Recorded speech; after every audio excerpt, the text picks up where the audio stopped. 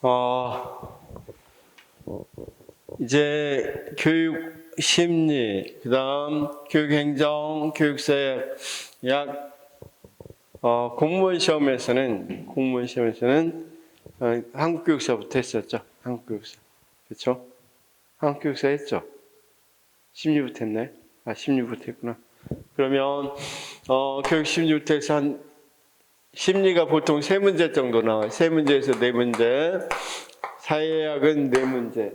그 다음, 5문제. 행정은. 그럼 도합식은 몇 문제 했어요?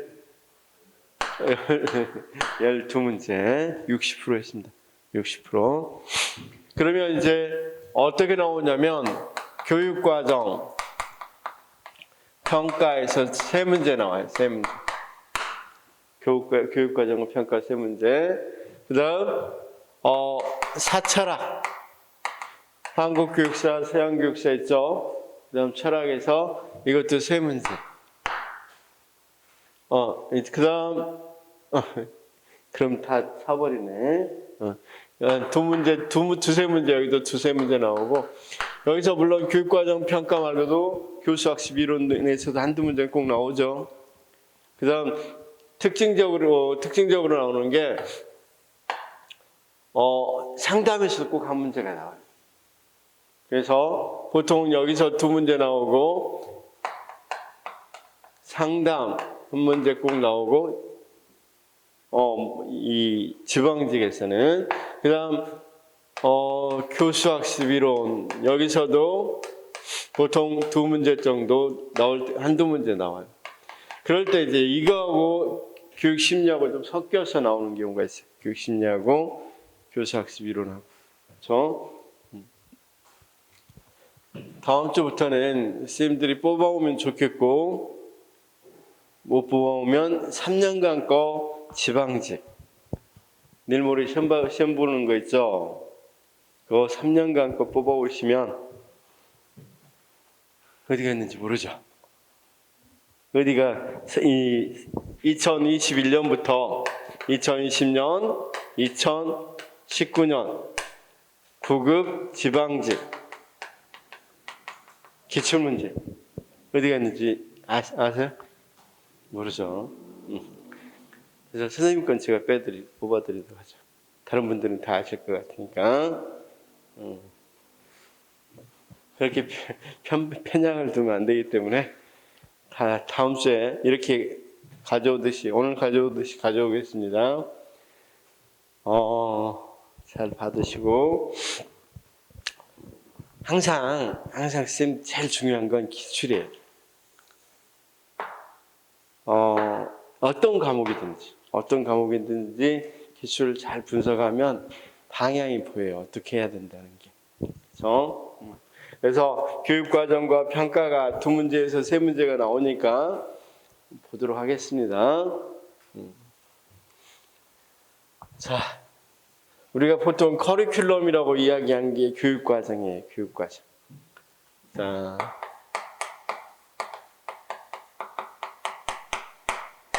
이 부분의 임용에서는 굉장히 중요하고 시험이 굉장히 많이 나오는 부분입니다. 근데 행정실에 근무하실 선생님들한테는 그렇게까지는 중요한 부분이 아닙니다. 그래서 나올 부분이 정해져 있다는 게 굉장히 고마운 일이에요. 나올 부분이 정해져 있습니다. 그래서 제가 하고 있는 것만 잘 알아주시면 됩니다. 일단 교육과정이 뭐냐? 도대체 교육과정이 뭐냐? 이렇게 이것부터 좀 이야기해 봅시다. 자, 우리가 학교 교육과정이 이런 거예요. 학교에서 무엇을 가르칠까? 진짜 일반적으로 교육과정은 옛날부터 있었어요. 국화, 그다음 국자관, 그다음 어디? 성균관. 성균관 교육과정이 뭡니까? 그러면 대학 사소교, 대학 논어, 맹자, 중용, 대학은 몇 개월 동안, 논어는 몇 개월 동안 다 있었죠. 국사 배웠잖아요. 그런 게 교육과정이에요. 그러면 이런 이론적으로 교육과정이 뭐냐면 우리가 봐봐요. 초등학교 1학년부터 이렇게 쭉 배웠죠. 그렇죠? 그러면 1학년 때 뭐하고 무엇을 2학년 때 무엇을 가르칠 것인가? 3학년 때 무엇을 가르칠 것인가? 4학년 때 무엇을 가르칠 것인가? 이런 걸 정하는 문제가 교육과정이에요. 조금만 더 세분화하면 1학년 1학기, 1학년 2학기, 2학년 1학기, 2학년 2학기에 무엇을 어떻게 가르칠 것인가도 어떤 거다? 교육과정이에요. 그렇죠? 그러면 교육과정은 무엇을 어떻게 가르칠 것인가, 무엇을 가르칠 것인가 문제니까 철학적인 문제가 들어가야 안 들어가요. 쉽게 말해서 자, 지금 실생활에 필요한 걸 가르쳐야 돼요? 아니면 우리가 인성교육, 그러니까 대학교를 한번 생각해 봅시다. 우리가 대학교에서 자, 교양 과목 할 때 또는 중고등학교도 좋습니다. 자, 생활에 필요한 걸 가르쳐야 돼요? 아니면 우리가 좀 더 인문적인, 정신적인 걸 가르쳐야 돼요? 그러면 만약에 진보주의자들은 혹시 진보주의 배웠어요? 진보주의, 보수주의 안 배웠어요? 그러니까 진본주의, 본질주의, 항전주의 이런 거 안 배웠어야지? 배웠죠? 그럼 진보주의자들은 어떤 거 하겠어요? 실생활 필요한 거 가르치자고 그러겠죠? 이거 이럴 때 다 실생활 필요한 거 주로 가르쳐야 할 거고, 만약에 항전주의나 본질주의자들은 본질주의는 인류의 문화유산을 가르쳐야 된다고 생각하는 사람들이니까, 본질적인 문화유산. 그러면 그런 사람들은 당연히 어떤 걸 가르쳐야 된다고 하겠어요? 과목으로 이야기한다면 이를테면 과학이라든가 국어라, 인류가 쭉 쌓아온 과학이죠. 그다음 또는 사회, 뭐 국어도 쭉 문학적인 걸 쌓았으니까 국어 이런 거 배우자고 하겠죠. 근데 이쪽에서는 에이 그런 거 배우자고 실과 같은 거 많이 배우자. 진보주의자 뒤 같은 사람들은 특히 창체 활동 같이 활동 중심으로 하자 뭐 이렇게 하겠죠. 그래서 당연히 여기서는 무엇을 배울까? 무엇을 어떻게는 그 다음 문제고, 그러면 당연히 철학하고 관련되겠어 안 되겠어? 될 수밖에 없겠죠. 그렇죠? 그래서 교육과정은 사실은 교육 철학을 문서화했다고 생각하시면 돼요. 자, 그러면 조금만 더 해봅시다. 1학년 1학기 때 이렇게 할 때 쌤 알죠? 한 학기에도 단원이 있다는 거 알죠? 단원. 무슨 단원 이렇게 있죠? 그러면 1단원, 2단원, 이제 국어만 이야기합시다. 국어만. 3단원 이렇게 있고. 여기 단원에는 다시 한 단원을 1시간 만에 할 수는 없죠. 여러 시간 하죠. 그걸 차시라고 해요. 차시. 이런 영어만 좀 알아둡시다. 이걸 뭐라고? 단원이라고 이야기하고. 이걸 학기라고 이야기하고. 그렇죠? 이걸 학년이라고 이야기하겠죠. 그러면 1차 시에 뭐 할 건지, 한 단원 할 때 뭐 할 건지 이런 걸 주로 이야기하는 게 교수학습 이론이에요. 교수학습 이론. 무엇을 어떻게 가르칠지. 그 다음 1학기,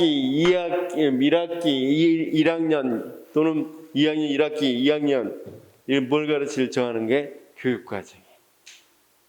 그러니까 교육과정은 좀 큰 덩어리로 뭘 가르칠지를 논의하는 거고, 자, 수업이론은 좀 더 1시간씩 뭐 할 건지 이런 것들을 정하는 문제라고 생각하면 돼요. 이해됐어요? 그러면 오늘 강의로 할 건지 토의할 건지 이런 거 정하는 문제는 교육과정에서 다루겠어요? 교수학습 이론에서 다루겠어요? 강의할 건지 토의할 건지 뭐 프로젝트 이런 것들은 교수학습 이론에서 다루겠죠? 그렇죠? 그러면 자, 다 봅시다. 교과 중심으로 할 건지 경험 중심으로 할 건지 이건 누가 다루겠어요? 어디서 다루겠어요? 교과 중심, 경험 중심으로 하자 이런 거 있어요. 교육과정에서 다루겠죠? 조금 이해는 됐어요? 지금부터 그러면 한번 해봅시다. 그래서 교육과정은 누구에게는 굉장히 중요해요. 교사들은 굉장히 중요해요. 자, 그래서 교육과정은 그냥 간단하게 어디까지 나온지 한번 이야기할게요. 의의를 보면, 자, 교육과정은 실제로, 자, 그냥 쓰지 마십시오. 무엇을 어떻게 가르칠 것인가, 그다음 왜 가르쳐야 되는가, 이런 것에 대해서 논의하는 거였어요. 특히 다른 건 필요 없어. 무엇을 가르칠 것인가를 논의한다.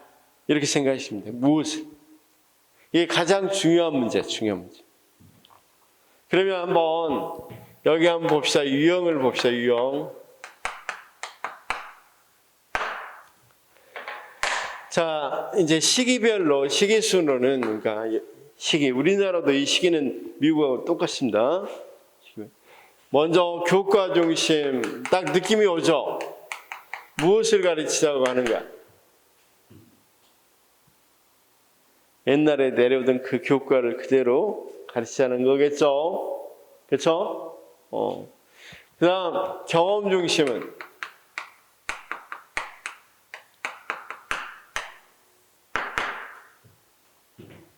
말 그대로 경험, 아동들의 경험, 그렇죠? 경험을 가르치자고 하는 거예요. 경험. 그래서 주로 이제 실생활을 가르치죠. 그렇죠? 실제 생활. 그래서 경험 중심. 그다음 학문 중심, 인간 중심 이렇게 나눴는데 여기서부터는 조금 사연이 있어요. 자, 여기서부터 이제 하나하나 좀 이야기를 아까 먹고 관련해서 철학과 관련되니까 한번 이야기해 보겠습니다. 교과 중심 말 그대로 옛날에 전통적으로 쭉 가르쳐왔던 뭘 가르치자? 교과를 가르치자. 서양에서는 칠자율과 같은 교과를 가르치자. 칠자율과. 동양에서 같으면 사서오경 같은 교과, 그런 것들을 가르치자고 하겠죠. 가르쳐왔던 것들. 자, 그런데 이게 이제 교과 중심입니다. 근데 교과 중심은 그러면 어떤 교과를, 고전 교과를 어떻게 가르치자, 왜 가르치냐 이렇게 나왔을 때 그냥 일단 어려우니까 듣기만 해요. 절대 뭐 이 부분까지 아주 깊숙이까지 안 나오니까 이해를 위해서 하는 거니까 듣기만 해보시기 바랍니다. 왜 고전 교과를 가르쳐야 되느냐? 좀 애매하죠. 그래서 이 교과 중심을 주장하는 사람들은 형식도야설, 우리 선생님도 혹시 형식도야설 알아요? 형식도야설? 로크의 능력 심리학에 기반을 두고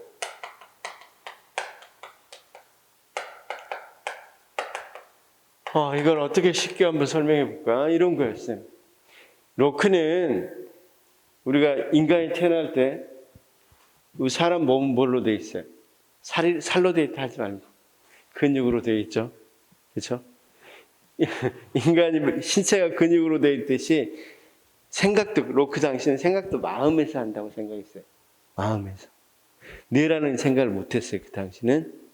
생각에서 마음에서 하는데 마음에도 뭐가 있다? 이런 근육이 있다. 사고력이라는 근육, 암기력이라는 근육, 이런 근육들이 있다고 생각을 했어요. 그렇죠? 그래서 이런 것에 대해서 형식적으로는 그럼 뭐라고 하냐면 이런 거예요. 봐봐요. 왜 그러면 옛날 고전교과, 칠자율과 같이 수학, 천문학, 문법 이런 거 가르쳐야 되냐 이렇게 이야기하니까 이렇게 대답을 해요. 잘 들어봅시다. 수학을 배우면 수학이라는 이 교과는 사고력을 높여주는 교과야. 그럼 수학 교과를 열심히 배우면 사고력이라는 근육이 발달하겠어, 안 하겠어? 최근에 우리 쌤 무슨 운동이? 그러면 여기 이두박근, 삼두박근 발달할 수 있겠죠? 그렇죠? 안 했을 때하고 계속 연습하니까 어때? 발달하죠? 똑같이. 그러면 수학 교과를 열심히 하면 사고력을 발달시켜서 나중에는 어떤 사람이 되겠어? 사고력이 높은 사람이 될 수 있겠다. 이 생각을 합니다. 지금도 이 생각은 있어요. 그래서 여러분 이 CF 보면 뭐 무슨 기탄 수학 그러면 사고력 발달을 위한 기탄 수학 뭐 이런 식으로 나오죠. 그래서 지금 이 사람들의 이야기가 지금 일단은 지금 들어보니까 일리는 있죠. 근데 이게 말이 안 되면 좀 그러겠죠. 그래서 자, 쌤 사람 이름 크게 신경 쓰지 말고 션다이크라는 사람이 처음으로 이걸 실험을 해봤어요. 실험. 그래서 봐봐요. 아까 암기력이라는 게 근육이 있다고 그랬잖아요. 그럼 A 집단, B 집단을 나눈 뒤에 A 집단은 30일 동안 강태의 신곡을 암기해야겠어. 암기하게. B 집단은 놀도록 했어요. 그럼 시키면서 선생님이 하팔로피를 30일 동안 시킨 거야. 그러면 이 집단보다 분명히 근육이 더 발달해야 되겠죠. 암기력의 근육이 발달해야 되는데 그래서 이제 장발장을 줬어. 두 집단에 빅토리고. 그래서 애워봐라. 그럼 A 집단이 더 빨리 애웠어야 되겠죠. 그런데 똑같아요. 이 실험전 통제집단 차이가 없어요. 그렇죠? 그럼 결국은 암기력이라는 근육은 발달하지 않는다. 그렇죠? 자, 다시 한번 물어볼게요. 우리가 수학 잘하면 사고력이 그렇게 뛰어납니까? 뛰어나는 사람들은 수학 잘합니까? 뭐 꼭 그런 것 같지가 않죠. 그래서 이게 깨집니다. 여기까지 이해가 됐어요? 그래서 이제 교과 중심의 근거가 이제 상실돼요. 그 다음에 이제 여기 경험 중심을 이야기하는 사람은 뒤에. 이 사람 꼭 알아둬야 됩니다. 이제 미국에서 굉장히 중요한 사람이고, 미국 교육에서 굉장히 중요한 사람이고, 다 들어봤죠, 뒤는 이렇게 생각해요. 어떻게 생각하냐면, 교과 중심이 정말 한심한 거예요. 뒤가 보기에는. 뒤는 실용주의자고, 프래그마티즘, 우리가 프래그마티즘 알죠? 들어봤죠? 진보주의자입니다.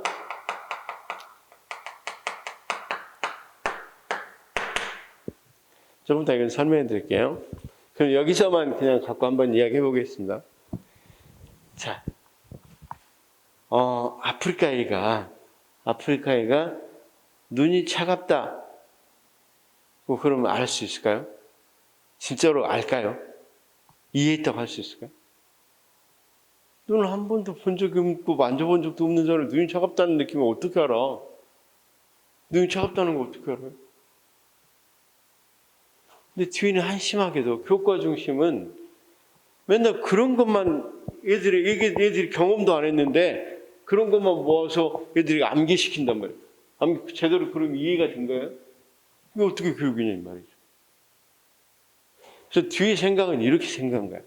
불이 뜨겁다는 것을 우리가 안다는 것은 실제로 우리가 불을 만져봐요. 직접적으로. 능동적 행위가 있었죠. 그럼 여기 아프잖아. 수동적인 경험이죠. 수동적 행위가 있었죠. 그걸 통해서 그러면 능동적 행동, 수동적 행동 사이의 사고, 그 관계를 아는 게 생각이라는 거야. 그래서 불은 뜨겁구나. 그럼 불을 만져본 사람이 제대로 불이 뜨겁다는 걸 알 수 있겠죠. 뜨거움의 의미를 정확히 알 수 있겠죠. 그러면 뒤 입장에서는 교과 중심으로 이렇게 가르치는 데 대해서 상당히 불만이겠죠. 실제로 뭘 해야 되겠어? 해봐야 될 거 아니에요. 해봐야.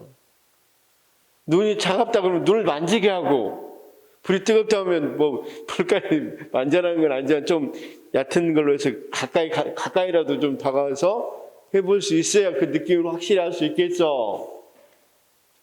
그래서 그럼 결국은 뭘 해보자고 하겠어?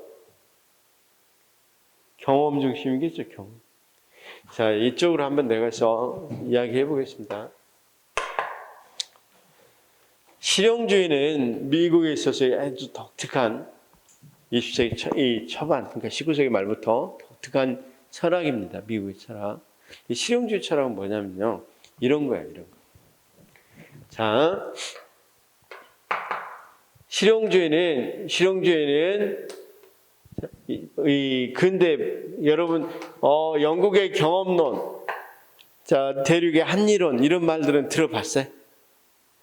우리가 사회 공부하면서 경험론, 합리론 들어봤잖아. 안 들어봤어? 알았습니다. 자, 종이가 불에 탄다. 진리입니까? 아닙니까? 종이가 불에 탄다. 진리죠. 그러니까 쉽게 말해서 합리론자들은, 경험론자들은 뭐라고 그래? 그 실제로 태워봐서 타면 진리고 안 타면 진리가 아니다. 이런 거죠. 합리론자들은, 대륙의 합리론자들은 3단 논법으로, 자, 가연성 있는 물질은 불에 탄다. 이건 이 전제 맞죠? 근데 종이는 가연성 있는 물질이다. 따라서 종이는 불에 탄다. 이 논리 하나 하점이 있어 없어? 없으니까 이거 진리다. 근데 실용주의는 있다고 필요 없다는 거예요. 인간에게 유용하면 진리고 인간에게 유용하지 않으면 진리가 아니라는 거예요. 쉽게 말해서 인간의 삶에 도움되면 이 지식이 진리고 그렇지 않으면 진리가 아니라는 거야. 지구가 둥글든 네모나든 상관없다는 거야. 진짜 지구가 둥글든 네모나든 상관없이 이게 인간에게 유용하냐 유용하지 않느냐가, 인간 삶에 유용하냐 유용하지 않느냐가 중요하답니다. 이게 미국에서 이야기된 실용주의사, 실용주의, 프래그마티즘. 그렇죠? 그러니까 실용적인 걸 굉장히 강조하는 거죠. 실제 삶에 도움되는 걸 강조하는 거죠. 이걸 교육에 그대로 도입한 사람이 누구냐면, 그래서 진보주의 창시자가 교육의 실용주의를 교육에서는 진보주의라고 불러요. 교육에 도입하면서 뒤에. 그러니까 뒤에는 실용주의 창시자는 아닌데 무슨 주의 창시, 진보주의 창시자. 그러면 여기서 한번 봅시다. 뒤에 입장에서는 옛날 교과가 뭔 필요가 있겠어요? 실제 지금 삶에 필요한 것만 진짜 좋은 교과가 될 수 있겠죠? 그렇죠? 그러면 아이들을 경험으로 가르쳐야 되고, 그렇죠? 경험 중심으로 가르치되 실제 교과를 가르치더라도 고전 교과야 되겠어? 실생활 교과야 되겠어? 실생활 교과야 되겠죠. 그렇죠? 실제 삶에 도움되는 교과를 가르치자고 이야기한단 말이에요. 여기까지 이해가 됐어요? 잘 이해하셔야 됩니다. 그러면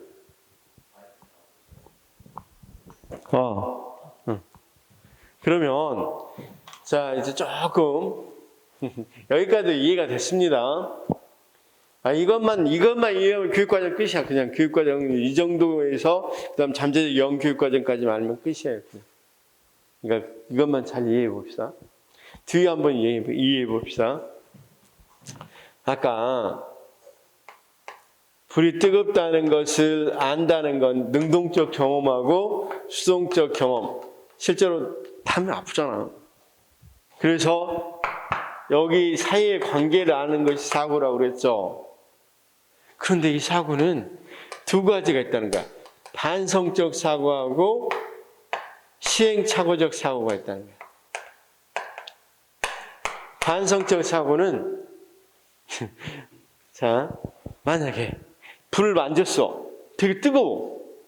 근데 그 다음 불 끌 일이 생겼어. 근데 또 만져서 끄겠어? 아니면 조금 연필 같은 걸로 끄겠어?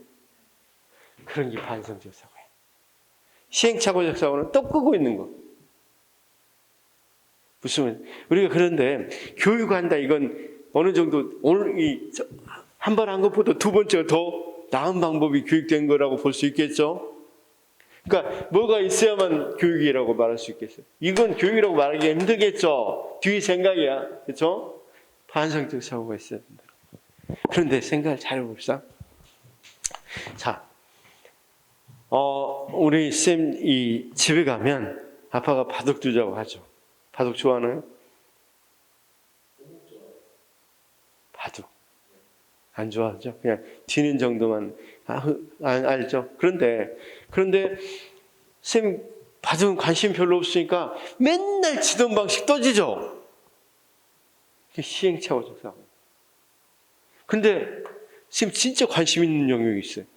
이를테면 뭐 오목도 좋고 게임 같은 거. 게임할 때 어때요? 내가 한번 실패했으면 그 다음번에 기어이 그걸 극복해서 넘기려고 그러죠. 더 한번 실패의 경험을 통해서 더 잘하려고 하죠. 그렇죠?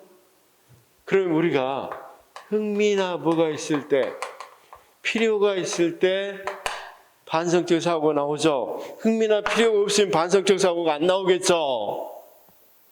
그렇죠? 여기까지도 일단 이해를 해야 됩니다. 그러면 자, 우리 쌤, 그러면 학생들이 흥미와 필요가 있을 때만이 뭐 하겠어요? 더 나은 사고를 하려고 하겠죠. 더 나은 문제 해결을 하려고 하겠죠. 지금 뒤에 생각입니다. 그러면 아동의 흥미와 필요를 고려하면 아동이 주인공일 때 더 흥미를 필요를 고려한 거야. 아동이 이 뭡니까? 대상일 때 더 피동적일 때가 더 반성적 사고가 나오겠어? 하면 주인공일 때가 나오겠어요? 지금 실제로 방관자가 아니라 자기가 주인공일 때 흥미와 필요가 나오겠죠. 그러면 교사 입장에서는 아동 중심으로 학자의 흥미와 필요를 고려해서 가르쳐야 되겠죠. 그래야 반성적 사고가 나오겠죠. 그래야 이게 조금만 반성적 사고가 나오면 경험이 재구성된대요. 이런 용어들만 좀 아시면 돼. 경험이 재구성된단 말은 내가 한번 불 꺼봤습니다. 뜨거워요. 그 다음 불 끄라 그러니까 연필로 껐습니다. 그러면 앞에 경험하고 뒤에 경험이 이렇게 반성적 사고로 결합됐죠. 이걸 경험은 재구성이라고. 근데 쌤 연필로 꺼도 어때? 가까우니까 뜨겁죠. 그럼 조금 더 긴 걸로 끄겠죠. 그럼 또 뭐가 되겠어? 더 나은 방법으로 일어났으니까 경험이 계속 재구성돼. 그래서 뒤라는 사람은 교육은 경험은 재구성이다. 교육은 여기 봐봐요. 이렇게 하나하나 더 성장했죠. 교육은 성장이다 이렇게 말해요. 자, 그럼 정리해 봅시다. 여기 봅시다. 경험 중심. 그러면 무엇을 가르치냐? 경험 중심 뒤가 주장했으니까 진보주의 입장에서 나왔으니까 아까 아이들의 경험을 중심, 실제 생활을 해보는 것 중심으로 가르치되 교과를 가르친다면 실생활 교과를 가르쳐라. 그렇죠? 그 다음 아동이 경험을 하더라도 계속적으로 성장할 수 있는 경험이 돼야 되니까 아동이 뭘 고려해라? 흥미나 필요를 고려해라. 그렇게 말하겠죠. 그 다음 그래서 무슨 중심으로 가르쳐라? 아동 중심으로 가르쳐라. 이해됐어요? 이해가 돼야 되는데. 좋습니다. 자, 그래서 이 부분만 잘 이해하면 지금 문제는 거의 다 맞출 수 있으니까 이거 잘 봅시다. 그럼 결국은 자, 지금 무엇을 가르칠까 이야기입니다. 그러면 이거 교과 중심 논자들은 뭘 가르치자고 이야기하겠어? 교과서를. 이제 진보주의자들은 학자 경험 중심으로 하고 실생활 교과를 가르치자고 하겠죠. 자, 그 다음 학문 중심 한번 설명할 거니까 이거 시험에 잘 나오죠. 학문 중심. 자, 학문 중심은 왜 나오게 됐냐면 1957년입니까? 8년입니까? 소련이 58년인가? 57년인가? 이건 뭐 중요한 게 아니니까. 스푸트니크. 여러분, 소련 백신 이름이 스푸트니크였죠? 이게 우주선을 미국은 소련보다 항상 위라고 생각했어요. 근데 우주선을 발사해버린 거예요. 미국보다 더 빨리. 미국은 난리 났겠죠? 뭐예요, 이거? 그러면, 그래서 여러 가지. 그래서 국방법 만들고, 소위 지금 나사도 이때 만들어져요, 나사 만들고, 그럽니다. 그리고 연일, 왜 우리가 뒤졌냐고 신문에 연일 뭐 하겠어? 나오겠죠? 그런데 연일 두드려 맞는 건 이겁니다. 자, 쌤 잘 봐봐. 우주선을 발사하려면 기초과학이 발달해야 될까? 아니면 이 실생활이 더 발달해야 될까? 실생활에 해당되는 과학이 더 발달해야 될까?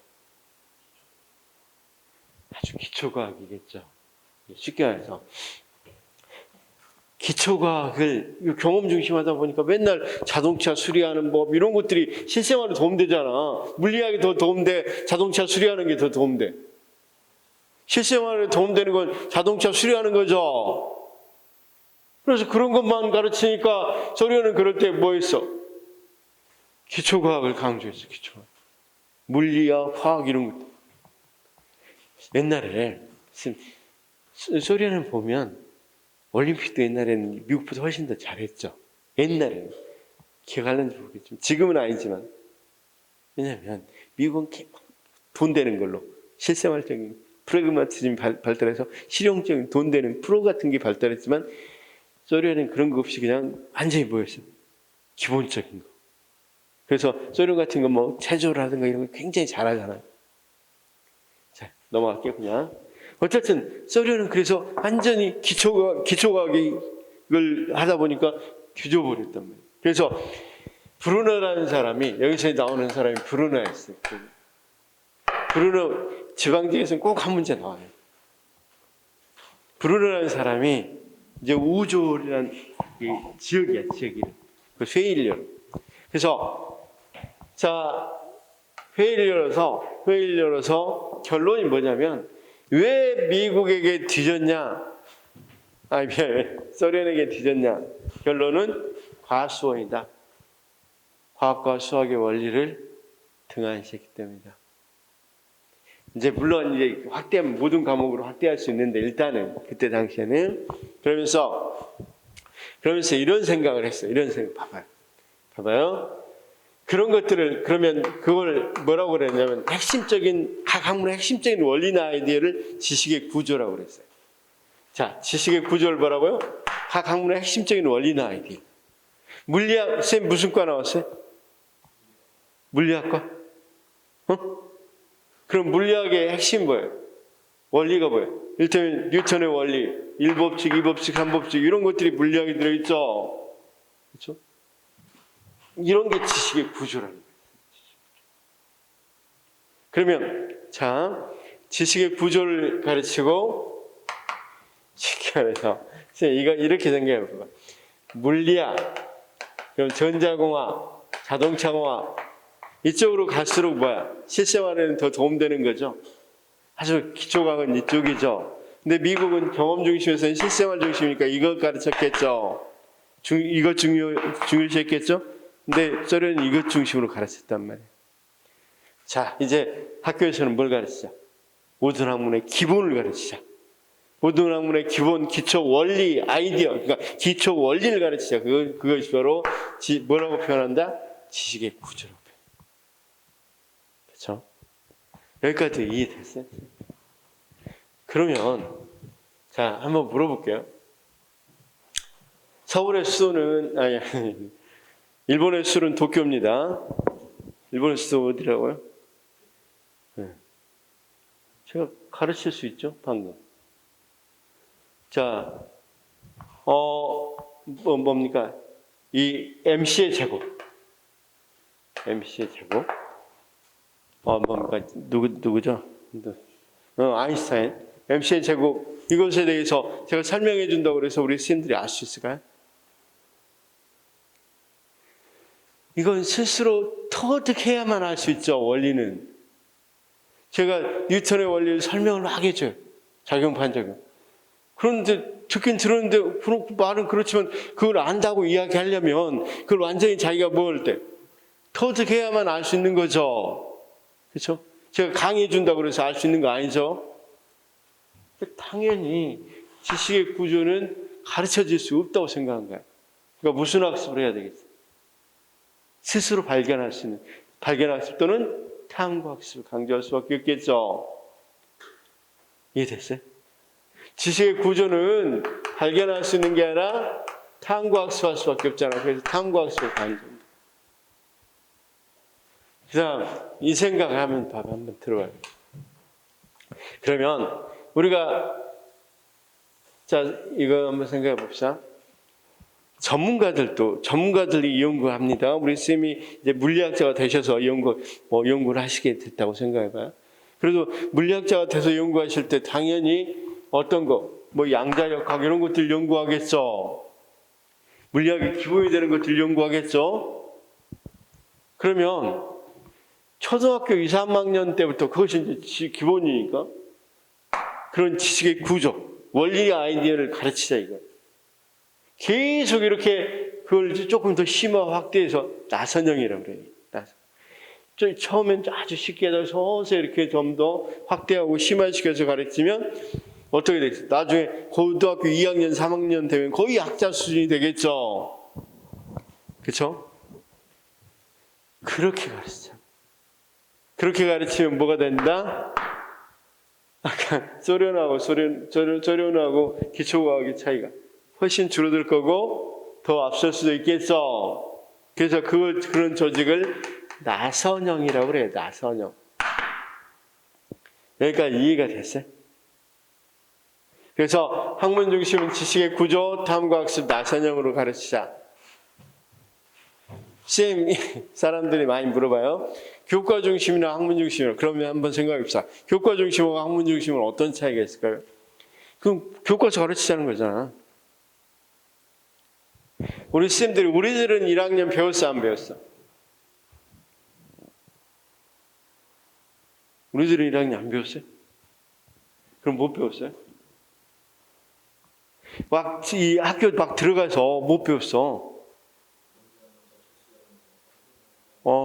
스님들도 연배가 좀 있으신가 보구나. 우리들은 1학년 안 배웠어요?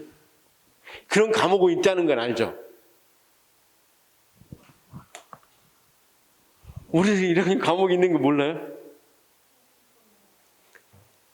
그래, 알았습니다. 뭐, 상관없습니다. 응. 우리들은 1학년이라 그래서 그냥, 1, 2학년 때는 그 한 과목 가지고 수업해, 그냥. 자, 우리들은 1학년을 학문이라고 할 수 있을까요? 교과는 교과입니다.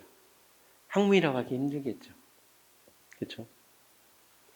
근데, 물리학이라는 교과서예요. 물리학도 교과고 교과인데 물리학은 학문이라고 할 수 있어요, 없어요? 학문이라는 일군의 학자들이 특정 분야를 연구하는 걸 학문이라고 합니다. 그러니까 쉽게 말해서 교과 중심은 우리들은 1학년 같은 경우도 교과야. 그런 것도 가르치자 이거야. 근데 학문 중심 오직 이런 거 말고 그런 건 학문 중심으로 들어올 수가 없잖아. 물리학, 화학, 생물학 뭐 이런 것들을 주로 핵심적인 원리나 아이디어에 해당되는 그런 과목들을 주로 가르치자는 게 학문 중심. 이해됐어요? 여기까지 이해하면 거의 다 이해됐다고요. 누가 그렇게 이야기한다고요? 그럼 학문 중심은 불어넣고 지식의 구조, 탐구학습, 나선형 여기까지 이해됐어 안 됐어요? 이것만 이해하면 된다. 그런데 선생님 여기 조금만 한 번만 더 나가서 이제 문제 풀기 하겠습니다. 그런데요, 여기 봅시다. 이게 말이 쉬운 거지. 핵심적인 원리나 아이디어를 초등학교 2학년부터 해서 2, 3학년부터 해서 쭉 심화 확대해서 가르치면 쉽겠어, 어렵겠어요? 그리고 교사들도 탐구학습으로 해봤어? 아니면 맨날 강의식으로 수업받은 사람들이야? 근데 갑자기 지식의 구조를 가르치고 그것도 탐구학습으로 가르치래. 교사들도 당황스럽겠죠. 그렇죠? 더더욱 그러다 보니까 모르니까 그냥 강의식으로 해버려요. 그럼 더더욱 어렵죠. 뭔 말인지 모르는데 계속 말로만 해주고, 그렇죠? 그래서 뭐가 많이 있냐면 탈락자가 많이 생겨. 낙오자가 많이 생겨. 낙오자가 30%나 있어요. 그냥 수포자, 과포자, 30% 이상이 돼버려요. 미국에서 학문 중심으로 하니까. 자, 한번 물어봅시다. 왜 학교에 가요? 낙오자 되려고. 말이 안 되잖아. 그러니까 다시 먹으려고.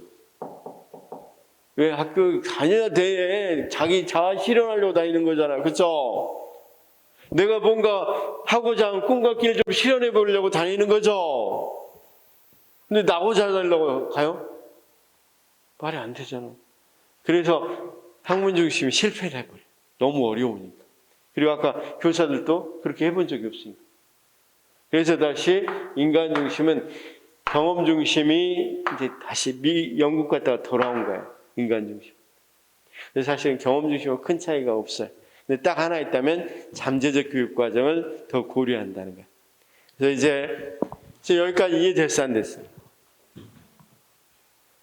이건 쌤들 이제 교육과정 50% 했다 그러면 돼. 50% 했다 그러면 돼. 한 문제를 맞춘 거야. 두 문제 중에서 한 문제는. 여기 지워도 될까요? 그 다음, 자, 처음에는 교육과정을 발표하는 거. 우리가 교과서에 있는 거. 또는 뭐 2015 교육과정하고 발표한 거 있죠. 그래서 작년 지방직은 2015 교육과정에서 뭐 성취 수준 내고 다 내버렸어. 성취 기준 내고 수준이라. 자, 거기까지 포함해서 그러면 우리가 그런 교육과정을 공식적 또는 말 그대로 표면적 이렇게 말할 수 있겠죠. 그래서 학교에서는 이것만 가르쳐도 된다고 생각했어요. 이것만 가르쳐도 된다고 생각했어요. 근데 한 가지 70년대 아주 중요한 발견을 해요. 발견. 뭐냐면 의도하지 않았지만 학생들에게 영향을 주는 거. 공식적 교육과정은 의도했잖아요. 이렇게 뭐뭐 가르치기로. 그런데 의도하지 않았지만 학생들에게 영향을 주는 것들이 있더라. 그것도 아주 그냥 광범위하게 영향을 주더라. 그렇죠? 자, 다시 한번요. 의도하지 않았지만 학생들에게 영향을 주는 거. 그래서 그걸 뭐라고 부르냐면 잠재적 교육과정. 표면적인 거 말고 잠재적 교육과정. 이걸 잭슨이라는 사람이 교육학에 도입합니다. 그렇죠? 자, 쉽게 말해서 우리 쌤 A 교사가 맨날 애들 때려요. 그럼 그 반 애들이 이상하게 공격성 같은 거 또는 애들 탁탁 때리는 버릇 생기죠. 교사가 니네들 그거 배우라고 그렇게 하진 않아요. 체벌을 하지 않았는데 체벌을 많이 하다 보니까 애들이 배우죠. 또는 의도하지 않았지만 교사 행동 같은 거 많이 배우죠. 자, 옛날에 혹시 장학사가 학교에 온 적 있어요? 그런 게 없어요? 그런 경험? 그런 경험 없어요? 자, 선생님들 어때요? 장학사가 오신다 그러면 바쁩니다. 청소해라, 뭐해라, 바쁘죠? 그리고 막 이렇게 연습해보다가 그 전날 뭐라 그래요? 자, 안 되겠다, 안 돼. 내일 장학사가 오시면, 민수, 이 질문 그렇게 해. 그러면 틀리게 해. 그럼 영희가 그건 이렇게 하는 거야 하고 맞게 대답하고 우리 박수 치고 끝내자. 왜 이렇게 다 시나리오를 짠단 말이에요. 교사는 의도하지 않았지만 학생들이 뭘 해요? 세상 사는 임기응변 배우죠. 아, 세상은 저렇게 사는구나. 그렇죠? 그러니까 쉽게 해서 의도하지 않았지만 배운 것들이 있더라. 이게 이제 잠재적 교육과정. 이건 인지적인 것보다 우리가 어디에서 많이 학교 문화나 학교 풍토 같은 데서 많이 일어나겠죠. 인지적인 것보다는 정의적인 거, 이런 것들에서 많이 잠재적 교육과정이 발생하겠죠. 의도하지 않았지만 배운 것들. 여기까지만 좋은데 영교육과정도 학생들에게 영향을 미치더라. 아이즈라라는 사람이 여기가 제일 중요합니다. 여기까지만 잘 봅시다. 자, 우리가 잠재적 공식 교육 과정에서 배제 안 가르쳐서 영향을 미치는 것이 있더라 이거야. 이것도 교육 과정에서 고려해야 된다 이런 거야. 내일 한번 들어봅시다. 자, 쌤, 우리가 N번방 사건 알죠? N번방 사건. 만약에 학교에서 정보의 윤리를 가르쳤다면 학생들이 그 애가 거기까지는 가지 않았겠죠? 가르쳐서 몰라 그랬다 치더라도 안 가르쳐서 영향을 준 거죠. 그걸 마치 입시 유지가 아니고 그냥 이 여러 가지 윤리적인 것들 많이 인성 가르치고 이렇게 해서 학교에서 그런 내용을 충분히 가르쳤다면 그런 데까지는 안 갔겠죠. 그러면 안 가르쳐서 영향을 준 게 있어요, 없어요? 다시요. 여기는 의도하지 않았지만 배운 거예요. 여기는 무지해서 안 가르쳐줘서 못 배운 거야. 그래서 영향을 받은 거죠. 자, 일본 애들 생각해요. 일본 애들은 자, 위안부가 없었고 위안부가 그런 것들을 아예 역사에서 배제시켜 버렸어. 그러면 그 친구들은 어떻게 돼요?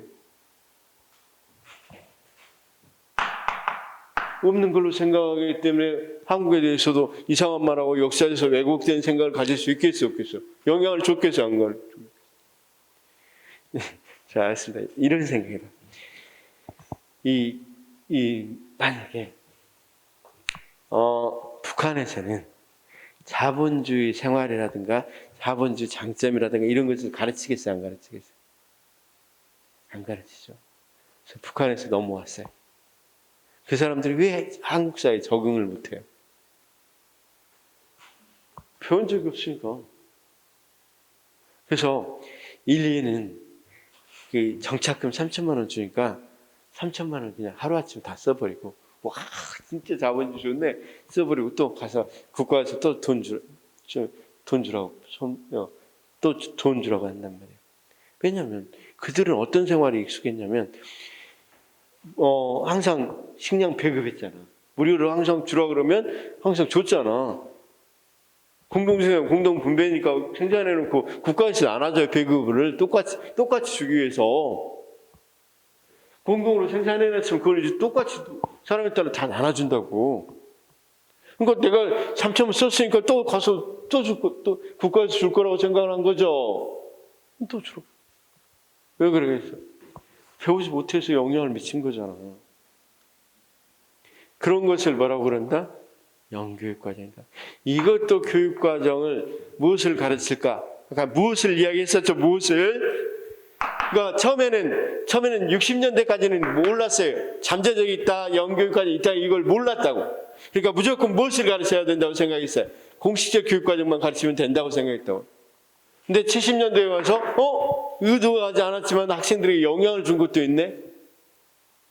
그럼 내가 체벌을 하려고 하다가 애들이 폭력성을 배우면 어쩌지? 이렇게 생각을 해야 되겠죠. 또는 내가 이 컴퓨터 예절 같은 거, 정보윤리 같은 거 가르쳐야 되는데 잘못 안 가르치면 이거 나올 수 있는데 이거 공식 교과 시험인데 어떡하지? 뭐 이런 생각들을 해가면서 가르칠 수 있겠어, 없겠어? 그렇죠? 그런 게 바로 영교육까지. 그러면 자 잠재적 교육과정은 뭐라고 부른다고요? 의도하지 않았지만 학생들의 영향을 주는 것. 영교육과정은 배제해서 학생들이 배우지 못하는 거. 그렇죠? 학습이 안 되는 거 먼저 배제해서 이 정도까지만. 이 임용에서 굉장히 힘든 이걸 또 더 세분화해서 배워야 되지만 여기까지만. 그렇죠? 자, 그런데 여기 하나만 봅시다. 특히 영교육과정은 안 가르쳤는데 가르칠 만한 가치가 있는 것 중에서 배제된 거예요. 자, 선생님 봐봐. 학교에서 소매치기 기술 가르쳐 안 가르쳐? 그럼 영교육과정에 그건 아니라는 거예요. 가르칠 만한 가치가 있는 것 중에서 배제한 거, 원천에서 배제한 거. 그렇죠? 그럼 한번 물어볼게요. 인류학은 가르칠 만한 가치가 있어요, 없어요? 그럼에도 불구하고 학교에서 배제했다면 그건 영교육과정이 될 수 있겠죠. 자, 아까 정보윤리 가르칠 만한 가치 있어요, 없어요? 정보에서 당연히 있죠. 그런데 안 가르쳤으니까 영향을 준 거죠. 그래서 원래 이제 영교육과정에 올 때 가가원배 가르칠 만한 가치가 있는데 원천에서 배제돼서 법과 학기 법적으로 가르칠 의무가 없거나 학습할 기회가 없는 것을 영교육과정이라고 한다. 이렇게 불러요. 자, 일단은 문제를 풀어보면서 여기까지 다 알겠죠? 영역까지. 여기까지가 거의 대부분 나오니까 문제를 한번 풀어보겠습니다. 자, 1번 문제. 다음에 해당하는 교육과정의 관점은, 지금 빨리 보시면, 학생 중심 수업을 강조한대요.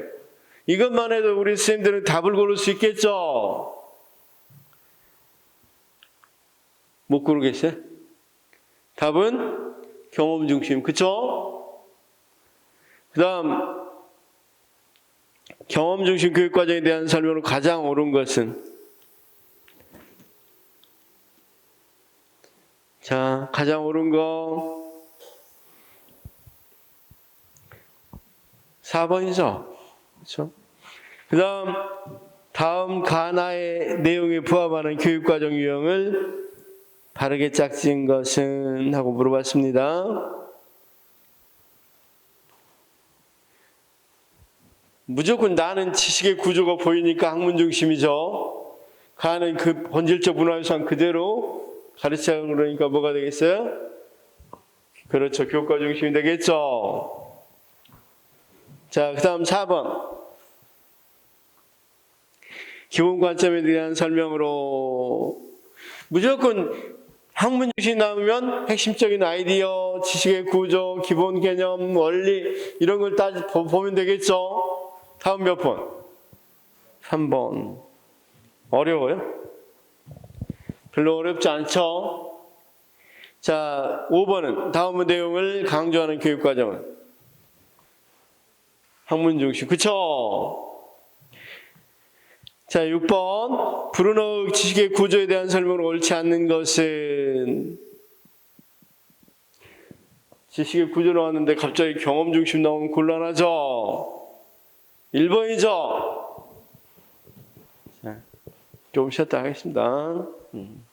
어쨌든 문제는 어렵지 않죠? 그래서 아주 깊이 가지 않아요. 교육과정은. 그러니까 지금 이 정도 수준에서 그다음 타일러라는 사람 한 명만 더 알면 거의 대부분 여기 교육과정 끝나요. 그렇죠?